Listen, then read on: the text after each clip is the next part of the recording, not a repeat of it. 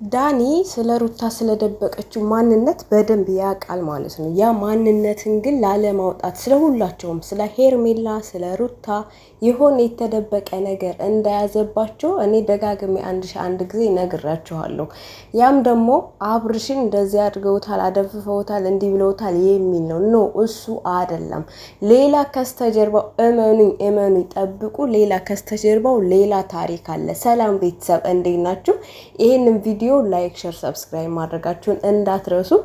ዳኒ እንግዲህ ከሩታ ጎን ቆሞ ብዙ ጊዜ ሲከራከር ነበር። ዛሬ ደግሞ አብርሽን እንደዚህ ያደርገሻል እንዲህ ብለሽዋል ብሎ ተመልሶ መጥቶ ነገሮችን ሊያወሳስብ ከቤት ሊያስወጣው ነበረ ማለት ነው። ብዙዎቻችሁ ደግሞ አብርሽን አድነው ምናምን እያላችሁ ነበረ። ከሩታ በላይ ማንም የሚያድነው የለም አይኖርምም። ከቤተሰቦቹ ውጭ ለአብርሽ የሚጠቅመው ሰው የለም። ከወንድሙ ከሚስቱ ከፋሚሊ ውጭ ለአብርሽ የሚጠቅመው ሰው የለም ማለት ነው። ይሄንን አምናችሁ ተቀበሉ። ምክንያቱም የውጭ ሰው ያው የውጭ ነው፣ ሊጎዱ ሰው እንጂ የሚችሉት ማንም ሰው እንደ ቤተሰብ የሚያስብ የሚያዝን ሰው የለም። ስለዚህ ዳኒ የሆነ የተደበቀ ነገር ይዟል። ያ ነገር ግን እናንተ እንደምታስቡት ወይንም ደግሞ ዳኒ እንደተናገረው አይደለም። ቤተሰቦች እመኑኝ፣ የጊዜ ጉዳይ ነው እንጂ ሁሉም ነገር እውነታ ፍርጥርጥ ብሎ ይወጣል ማለት ነው።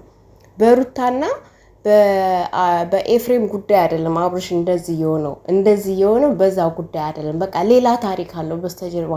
ሜቢ የሄርሜላ ወንድም ሜቢ ሌላ የውጭ ሰው የውጭ አካል ሊሆን ይችላል። እና ይሄንን ጉዳይ ጠብቁ፣ የጊዜ ጉዳይ ነው እንደሚወጣላችሁ። ውድ ቤተሰቦች ቪዲዮውን የሩታ ደጋፊ የሆናችሁ ቪዲዮውን ላይክ ሼር ሰብስክራይብ በማድረግ ቤተሰብ ይሁኑ። በአዲስ ቪዲዮ ደግሞ ተመልሼ እመጣለሁ።